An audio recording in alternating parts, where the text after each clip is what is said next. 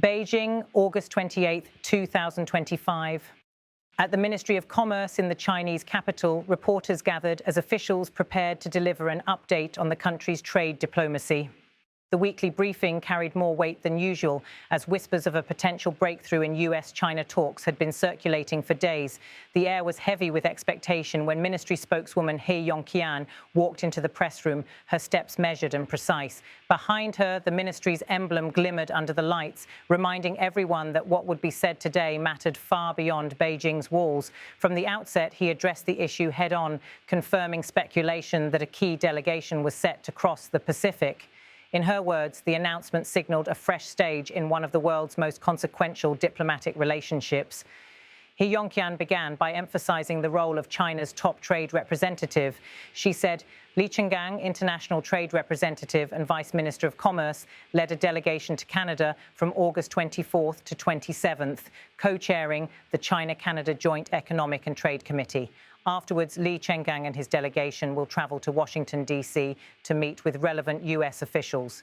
The statement was precise, laying out both the timeline and the importance of Li's recent international movements. The stop in Canada was not an isolated event, but part of a broader diplomatic journey that underscored Beijing's determination to engage with multiple partners before heading into what are expected to be challenging talks in Washington. For seasoned observers, this announcement was more than a travel itinerary.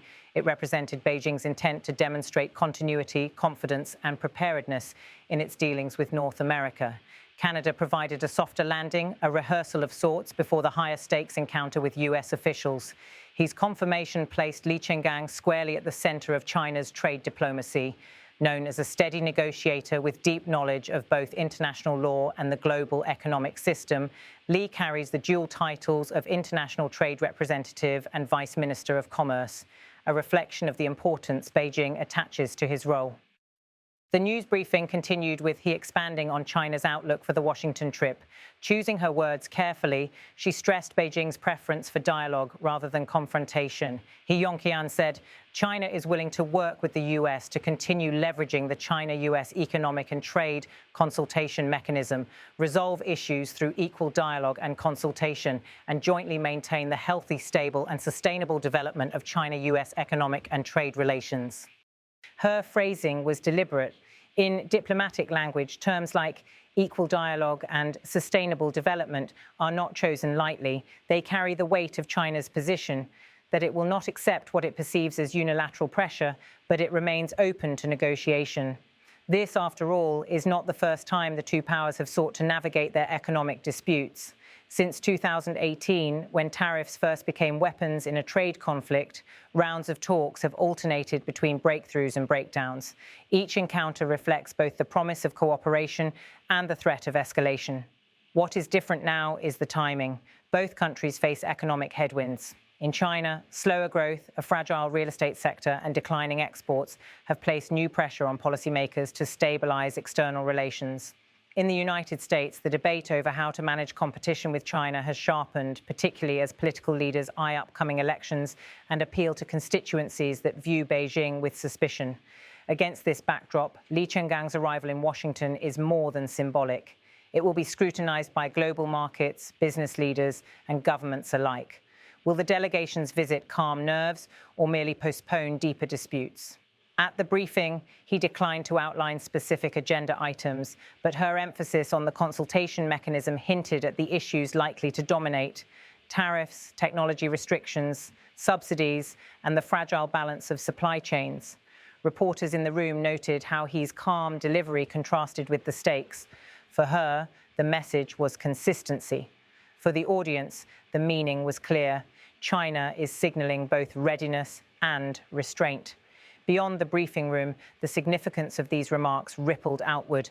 Economists quickly pointed out that even the announcement itself could stabilize market sentiment in the short term.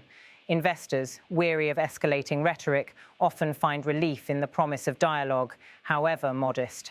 But for political analysts, the substance lies not just in the words spoken, but in the choreography of the journey itself. By placing Canada first, Beijing underscored that its diplomacy is not solely tethered to Washington. Ottawa's role may appear secondary, but as a close US ally and a member of the G7, Canada's inclusion highlights the multilateral lens through which China wants these talks viewed. Lee's meetings in Canada revolved around the China-Canada Joint Economic and Trade Committee, a long-standing forum that has at times been overshadowed by political disputes, including the detentions and diplomatic rifts of recent years. That Lee co-chaired this committee before flying to Washington sends a quiet but pointed signal. China is engaging broadly, not narrowly, and is willing to restore ties where possible. Returning to He's remarks, the emphasis on healthy, stable and sustainable trade relations mirrors language China has used before in its dealings with Europe and Southeast Asia. The repetition is intentional, a reminder that Beijing wants to be seen as a predictable actor in an unpredictable global economy. Still, predictability is not the same as concession. By framing the talks under the banner of equal dialogue, China is setting a clear boundary.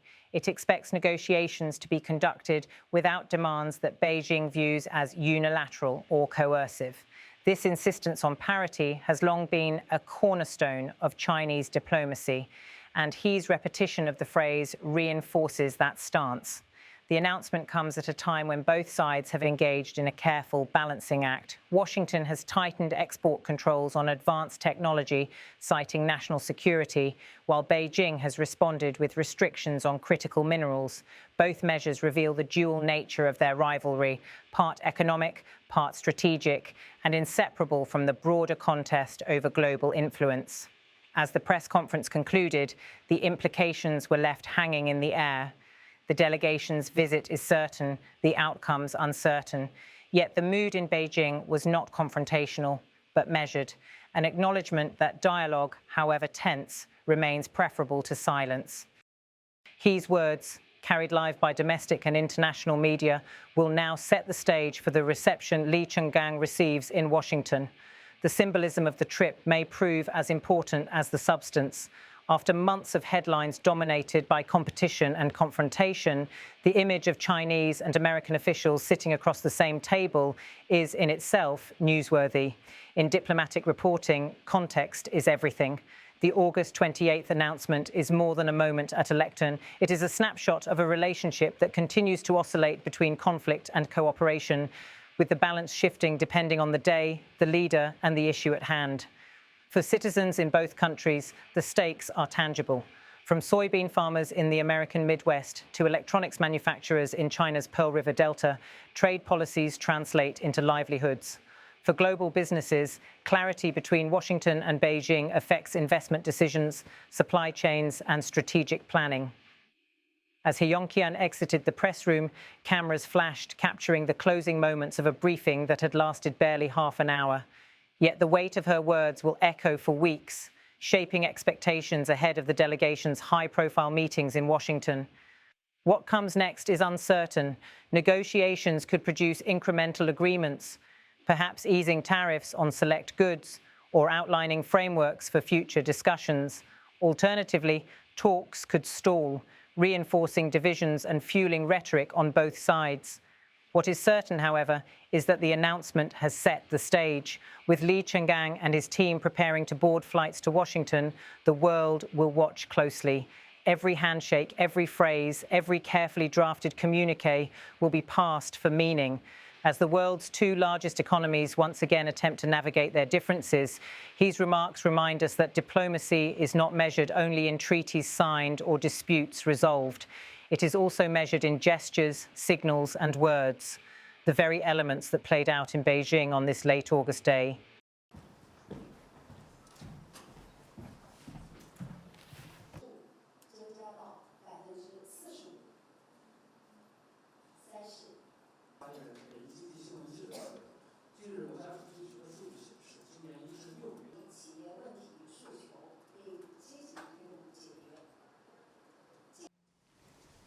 China is willing to work with the US to continue leveraging the China-US Economic and Trade Consultation Mechanism, resolve issues through equal dialogue and consultation, and jointly maintain the healthy, stable, and sustainable development of China-US economic and trade relations.